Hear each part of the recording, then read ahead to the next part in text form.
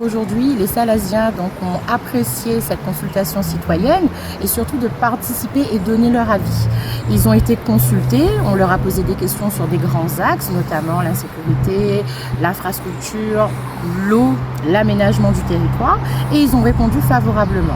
Ils se sont vraiment lâchés et ils veulent continuer à justement être interpellés pour participer. Le plus gros point qui ressort, c'est avoir de l'eau au robinet et surtout une eau potable.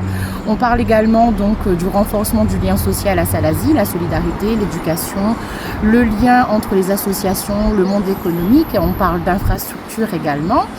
Et on a aussi la solidarité. Donc les gens souhaitent vraiment être reconnus au travers à Salazie, et cette consultation a permis aussi à la population de s'ancrer dans la co-construction d'un programme qui sera dévoilé prochainement et qui ressemblera aux Salaziennes et Salaziens. Là, on a été dans la phase où on était sur les réseaux sociaux, en ligne. On a fait aussi beaucoup de proximité de porte-à-porte à la rencontre de la population.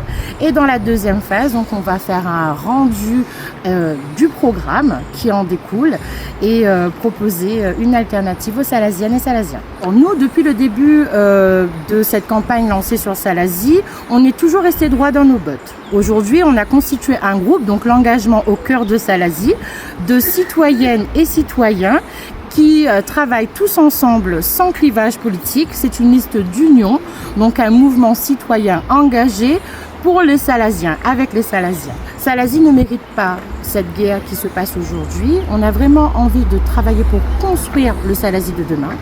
On n'est pas là pour ressasser ce qui s'est passé auparavant. Il faut regarder de l'avant et c'est comme ça qu'on va pouvoir mieux avancer.